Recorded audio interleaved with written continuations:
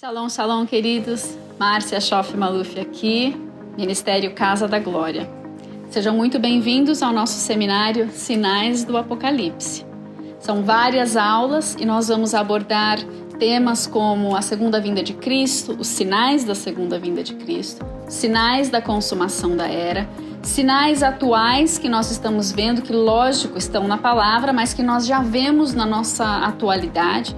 Estudaremos também escatologias extrabíblicas ou apócrifas, como por exemplo a escatologia islâmica e a escatologia rabínica. Coisas importantes para nós sabermos e nos prepararmos como noiva de Cristo para a sua vinda. E aí, estão preparados? Vamos lá? Não se esqueça de se inscrever.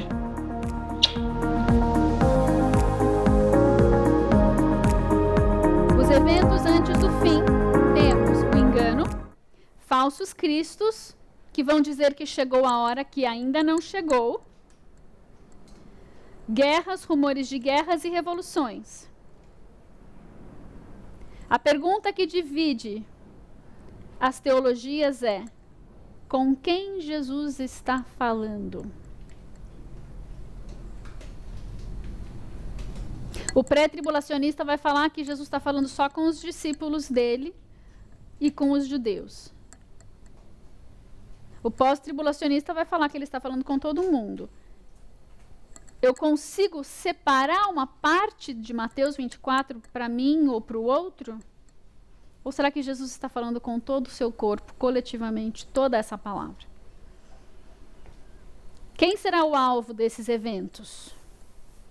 E eles estão próximos para quem?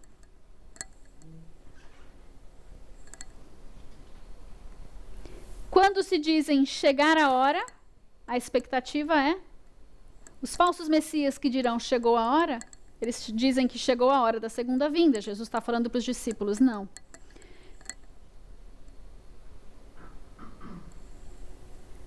Ele está falando do plano da redenção. Ele está falando do milênio, da inauguração do milênio, e ele está falando do reino que ele vai trazer consigo. E ele está falando da restauração de Israel.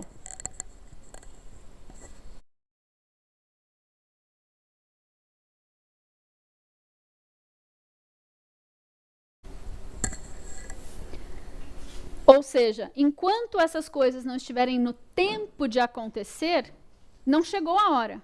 E o Cristo é falso. Agora, nós conhecemos o verdadeiro Cristo. Mas muitas vezes esperamos que ele faça algo diferente do que vai acontecer. E aí pode estar o engano para nós. Na expectativa de algo que Jesus não disse que ia fazer, mas que nós temos ouvido há décadas. Está dentro do nosso consciente eclesiástico coletivo. Ou seja, os eventos estão próximos para quem? São os próximos eventos para quem? Para os discípulos. Mas não é o fim da era. Porque os discípulos não estão no fim da era. Está próximo para eles, não é o fim da era. E os primeiros eventos são primeiros eventos para quem? Para nós, esses podem ser os primeiros eventos. Para a geração da figueira que verá a vinda de Cristo ou que verá os abalos dos últimos dias, esses são os primeiros eventos. Porque nós já nascemos dentro deles, porque eles já estão vindo há 2000 anos. Haverá uma intensificação, haverá uma frequência maior, haverá uma convergência de todos ao mesmo tempo, internacionalmente falando, em todas, a maioria das nações. Aí sim nós sabemos que nós entramos próximo da última hora, não só dos últimos dias. E para nós, para quem está na geração da figueira voltando, não é a semana tribulacional, porque são os primeiros eventos que estão antes ainda do princípio das dores. Logo, para nós chegarmos, isso é o que a gente está vivendo hoje. Para nós entrarmos em princípio de dores, precisamos acrescentar algumas coisas ainda nessa mistura de eventos e de sinais.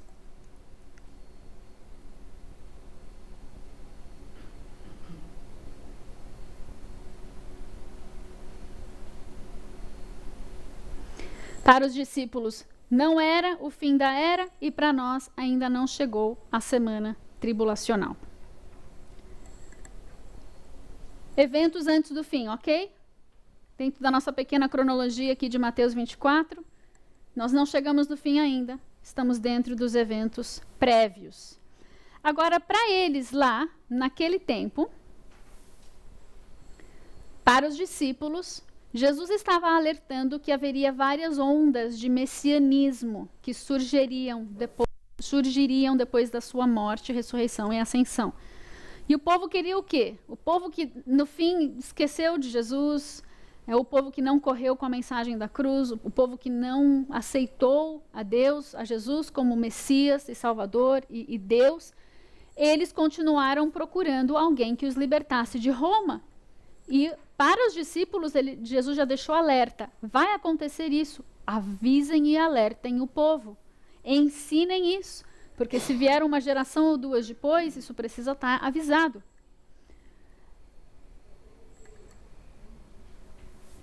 Houve a primeira grande revolta, houve a segunda revolta, houve várias revoltas. Na primeira já o templo foi destruído. Mas isso reflete o secar da figueira. Mas depois ainda houve uma segunda revolta, uma terceira revolta e uma figura messiânica, o Bar Kokhba. Várias outras revoltas. Então, para eles, ficou alertado isso. E aí Jerusalém é destruída, o templo é destruído e o povo é disperso por todo o Império Romano daquela época. De lá até aqui, nós esperamos com a figueira seca por 2000 anos, até o início do século XX, o fim do século XIX. E nós vamos ver as dores de parto ou a cronologia do surgimento da figueira, que é extremamente importante para esses sinais. O templo foi destruído, nós sabemos quando? Em 70 depois de Cristo, e a figueira secou de vez. E ela só voltaria 2000 anos depois.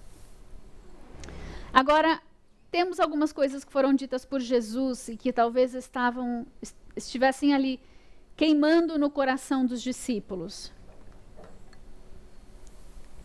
Desde o testemunho de João Batista, alguns dos discípulos imaginavam já que Jesus fosse o Messias, certo?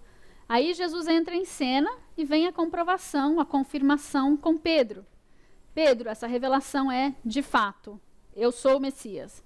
O que eles não tinham entendido ainda era que Jesus era Deus também. Mas, enfim, nós já falamos sobre isso. Haveria guerras, rumores de guerras e revoluções, mas ainda não é o fim. Mas que tipo de guerras eles viram? Que tipo de guerras nós veremos nesses últimos 2000 anos? Nós veremos, olha, guerras que nós nunca ouvimos falar na vida. Guerra cultural, guerra climática, guerra de narrativa ou de propaganda, guerra civil, normal. Guerra racial, mais ou menos normal, a gente achou que estava até abolido isso na cultura ocidental, mas não, eles resolveram trazer de volta a guerra racial. A guerra do gênero, raios, o que é isso? Nós não podíamos imaginar 10 anos atrás o que seria uma guerra de gênero. A guerra pela vida, aborto. A guerra pela mera existência de uma pessoa gerada.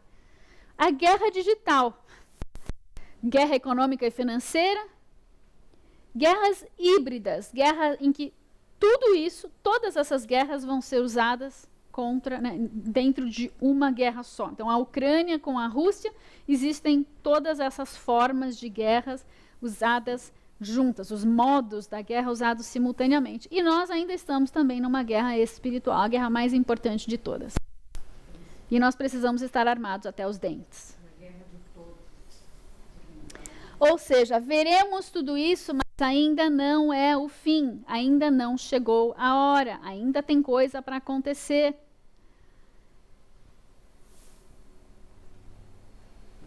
Quem está com a apostila aí? Apostila, página 21. Vamos abrir a nossa cronologia pré-tribulacional. Não é o fim. Então, isso tudo vai entrar numa cronologia pré-tribulação. Antes dos 7 anos finais, antes da semana tribulacional, antes da 70ª semana de Daniel. O primeiro que a gente vai olhar nem está na página 21, eu acho que está na página 9, é esse aqui, ó. Dá para ver? Mais perto, mais longe? Para cima, para baixo? Acho que nós vamos dar uma olhadinha nesse. Você trouxe o seu? Quer acompanhar? Mal sapão.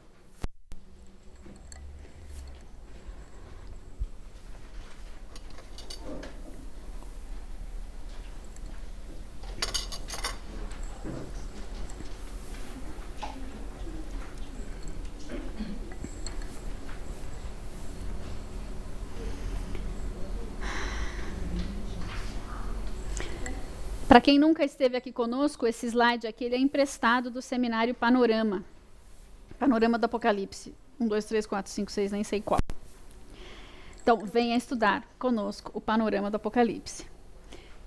Não se desespere com o tamanho do slide aqui. O tanto de informação que tem, nós vamos construir para que ninguém se perca. O nosso ano-alvo é esse daqui, a gente vai voltar aqui daqui a pouquinho. Deixa eu construir isso aqui para você que está muito difícil, né? Vamos lá, então. Cabeçalho, o que eu tenho aqui? A cruz.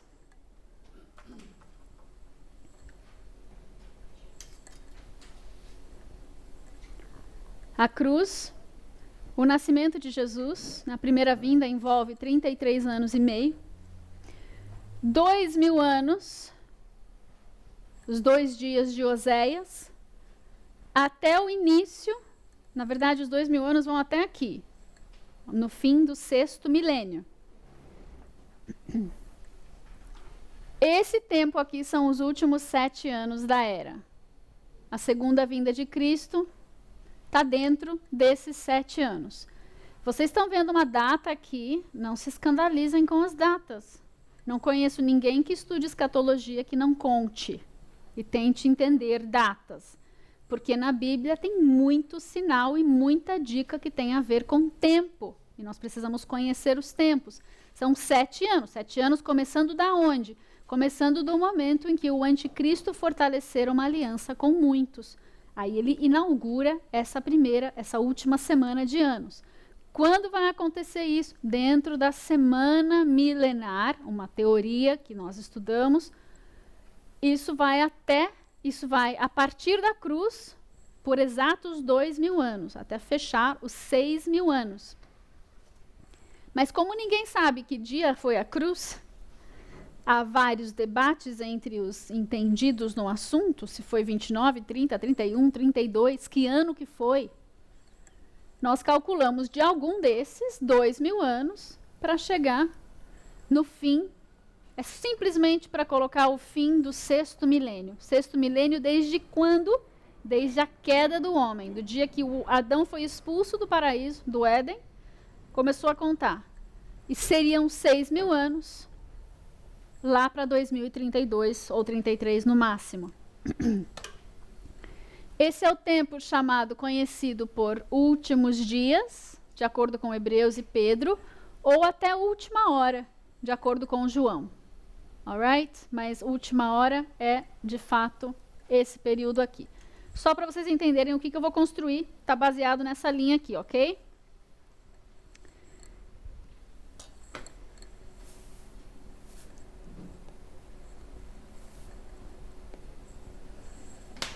Então, fique de olho nesse momento aqui.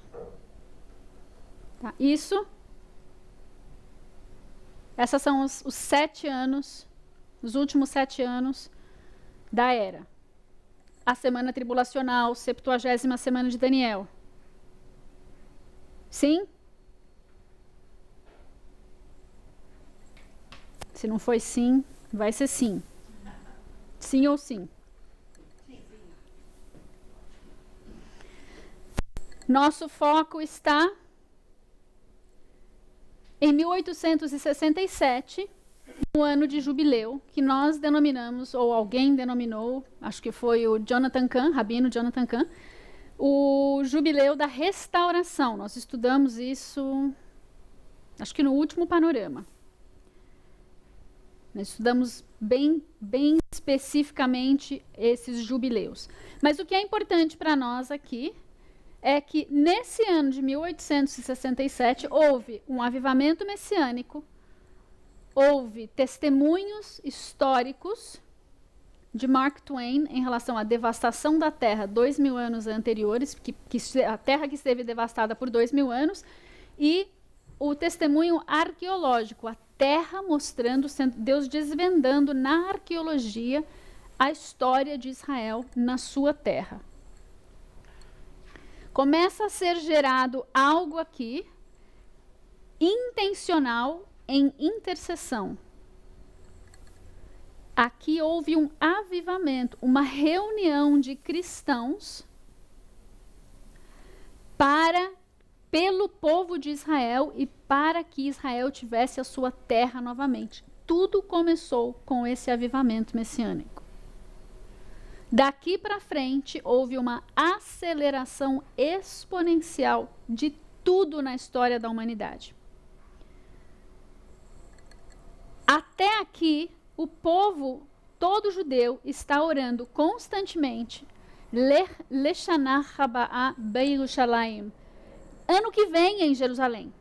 Ano que vem em Jerusalém. Na Páscoa, em Yom Kippur, os judeus estão dizendo, ano que vem, essa cerimônia, essa ceia, vai ser lá em Jerusalém. Ano que vem, a gente vai celebrar Yom Kippur lá em Jerusalém. Todo ano. Até hoje, aqueles que não estão em Jerusalém cantam e declaram, os que casam fora de Israel cantam e declaram que isso vai acontecer. Esse evento vai agora ser transportado, vai acontecer na terra. Eles clamaram por 2000 anos. E num avivamento messiânico, num avivamento de cristãos que intercediam por Israel, desencadeou. Eles estavam seguindo o cronograma de Deus, a agenda de Deus. Ouviram o Espírito Santo, se reuniram. E desde então, é como se Deus fizesse um trigger, é como se ele empurrasse o primeiro dominó. E todos os próximos eventos vão levar ao nascimento de Israel num dia, em datas específicas e importantes. Toma corpo a partir daquele momento um movimento geopolítico necessário para que Israel viesse a nascer. Sião dá à luz seus filhos antes que houvessem dores de parto. As dores de parto foram só na intercessão no Espírito. Não houve dores de parto e Sião já deu à luz seus filhos. Aqui a nação ainda não nasceu, mas as ondas de Aliá, as ondas de retorno, do povo retornando para Jerusalém, para Israel, começam a levar os seus filhos de volta. E você vê aqui a primeira onda de Aliá, segunda onda de Aliá. E os eventos importantes, o primeiro congresso sionista, a primeira grande guerra, todos eventos importantes na formação de toda aquela região. O Oriente Médio foi totalmente redesenhado a partir dessas reuniões e a partir dessas guerras, tanto a primeira como a segunda. Não existia Jordânia, não existia Iraque, não existia Palestina. Israel era algo que vinha vindo desde sempre, mas perdeu o seu nome lá atrás no Império Romano, quando os romanos odiavam tanto os judeus que trocaram o nome de Israel por Síria-Palestina, em homenagem aos piores inimigos de Israel, os sírios e os filisteus. Então nós vemos que Deus começa a restaurar e redesenhar o cenário geopolítico para que a nação de Israel pudesse nascer novamente, até que Jerusalém se tornasse a sua capital e o povo de fato fosse o governo na sua terra, preparando o cenário para a segunda vinda. Assim como na primeira vinda os macabeus entraram em cena para redesenhar o cenário geopolítico em Israel própria, preparando para a primeira vinda de Cristo, isso seria necessário aqui para a segunda vinda também. Aqui nós vemos o início da globalização. Nós vemos agora guerras que são, entre aspas, globais, mundiais, as nações umas ajudando as outras com equipamento, com comunicação, com pessoas, com pés como é que chama quando eles... boots on the ground, como é que fala?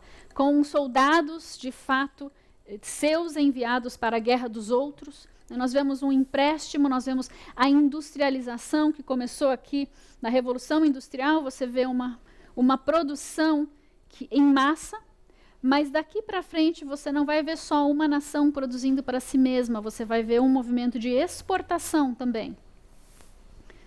O que vai gerar alguns probleminhas, né? Só para dizer o seguinte, o início da globalização, ok, não tem nada de errado com globalização, ela pode ser um problema, mas a priori ela não é um problema. O problema é o globalismo, é o forçar, o pressionar de todos entrarem debaixo de um mesmo movimento. Isso aí já é o globalismo. Todos precisam estar conosco, todos precisam estar juntos. Qual é o problema disso? A globalização, quando ela é a serviço do globalismo, ela é uma grande falácia. Que a globalização é: a China produz algo para mim. Global. Um outro país produz algo para mim. Eu dou para a China a minha matéria-prima, ela produz algo para mim e aí ela me vende de volta. Agora, se esse produto que ela me vende, eu não posso viver sem ele, e ela entra em guerra comigo e eu não produzo nada desse produto, pés pelas mãos. O que era bom se tornou mal.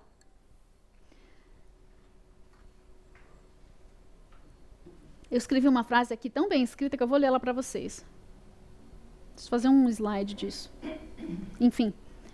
Globalização é diferente de globalismo. Uma ajuda imposta, acho que é imposição a palavra que eu estava procurando. Uma ajuda imposta de uma nação para outra. Eu ajudo você, estou impondo a minha ajuda.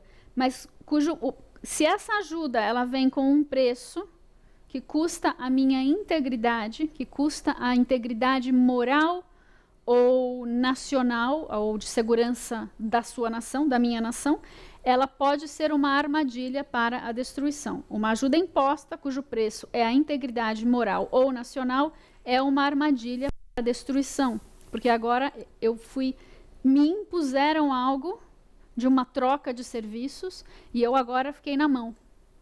Eu tive de doar, eu tive que entrar no barco do aborto, por exemplo. Eu tive de ceder na questão de gênero. E aí a nação ela acaba tendo que entrar debaixo de agendas globalistas em prol de uma unidade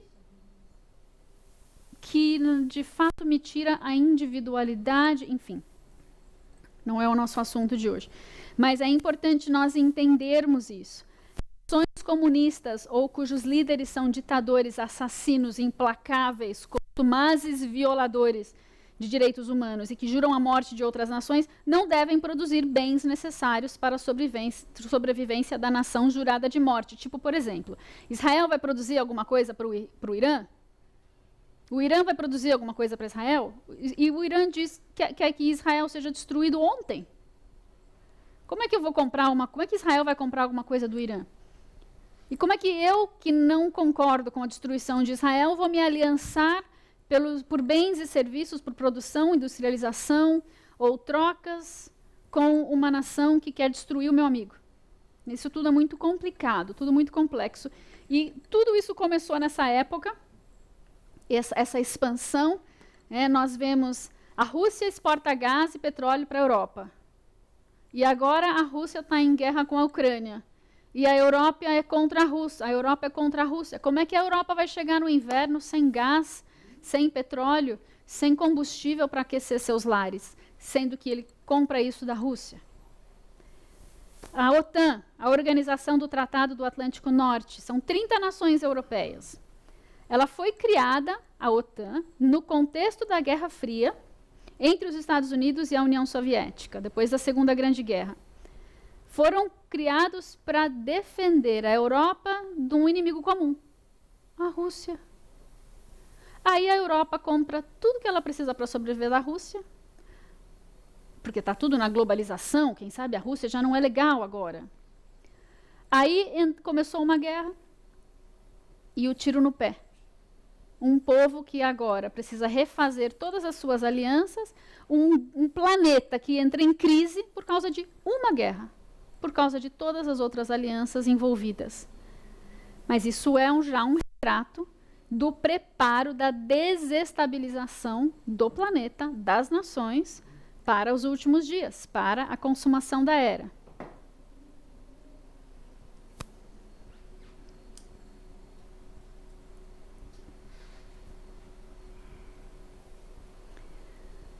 Muito bem.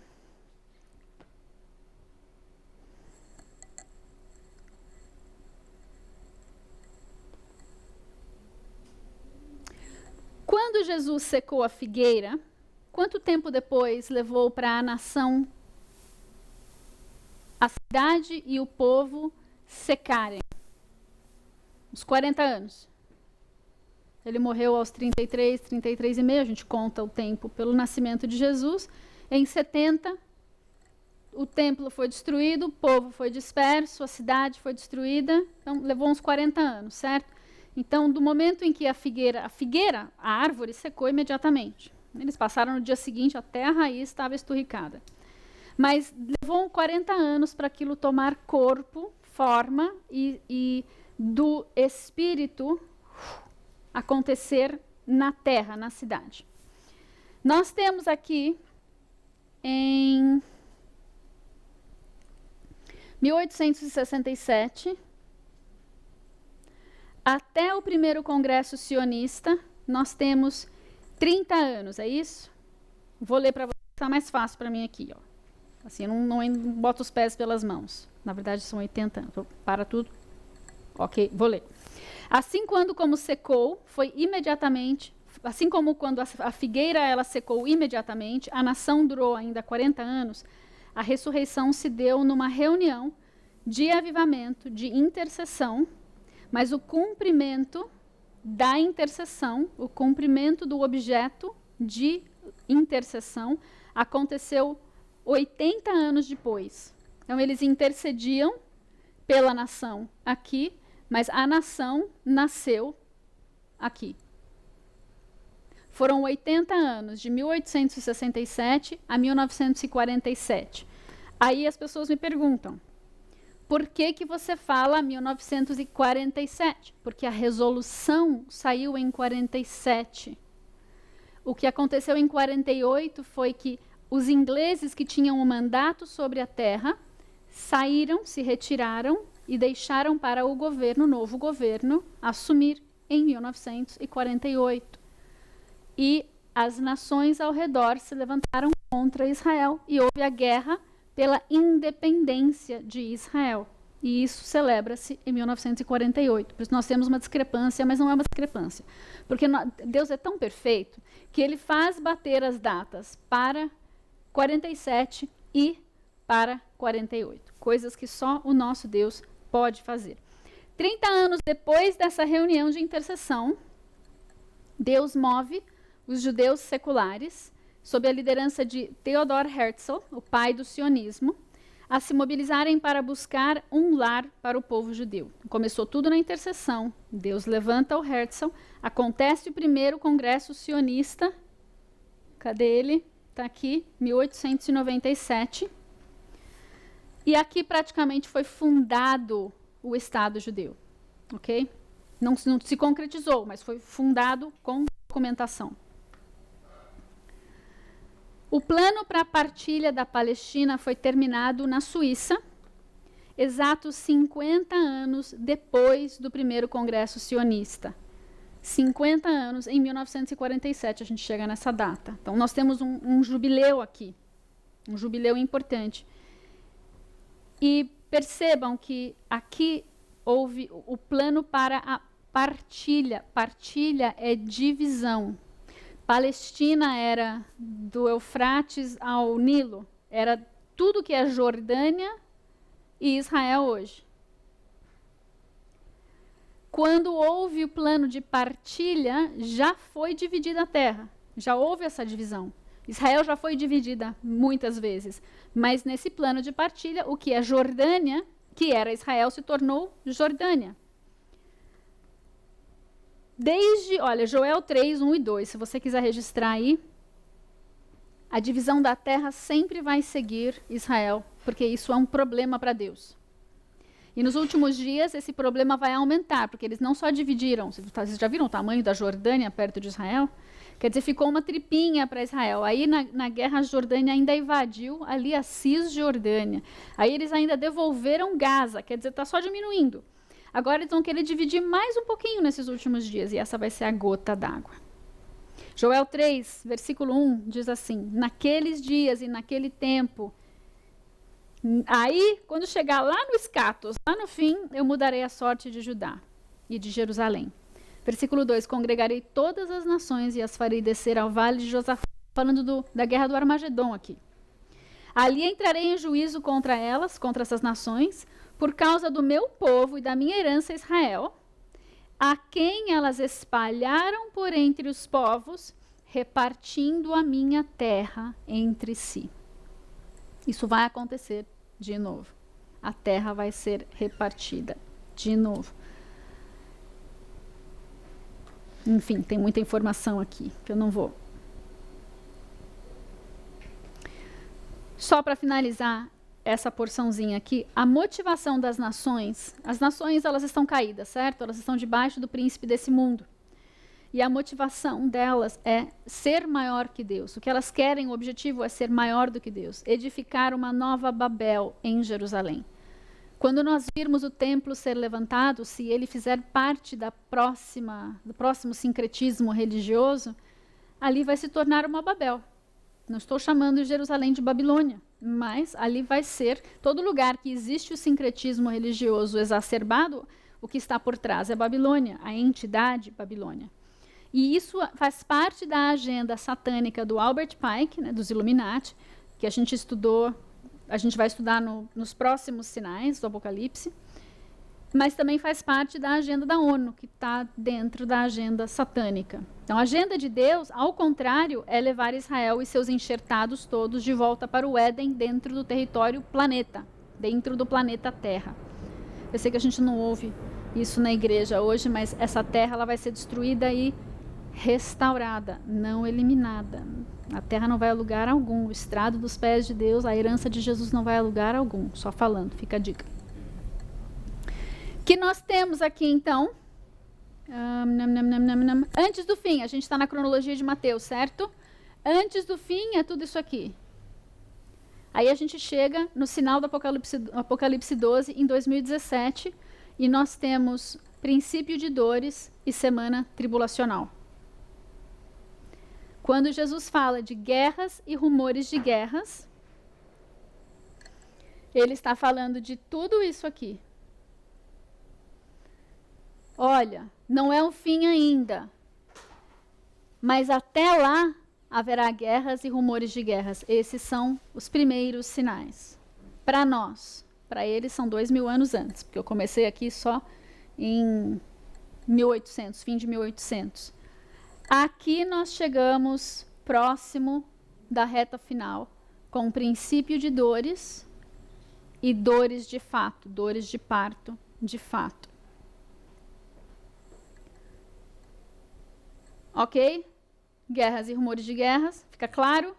Para nós entendermos os eventos que são preparatórios para nós, são os primeiros eventos, mas não é o fim ainda. E aí aqui a gente chega no que está mais próximo do fim, mas ainda é princípio de dores, seguindo para... Depende da maneira como você colocar, o princípio de dores pode estar ali embaixo. Mas princípio das dores e... Pulou um slide aqui, mas tudo bem. Porque eu já estava com fome quando eu estava fazendo os meus slides. E eu já pulei para a comida. Mas, recapitulando, antes do fim, princípio de dores, até o início da semana tribulacional. Dores dentro da semana tribulacional. É uma maneira de fazer essa divisão, não é todo mundo que faz essa divisão dessa maneira. Você chegou até o fim! Parabéns, você é um vencedor. Agora não se esqueça de se inscrever e nos seguir, para que você não perca as próximas aulas. E se porventura você chegou no meio e quer conhecer o nosso conteúdo anterior, não esqueça de procurar na nossa playlist. Não posso deixar de falar. Se você quiser nos abençoar, tem aqui algumas opções para que você possa fazer isso. Até a próxima, então. Até lá. Shalom, shalom.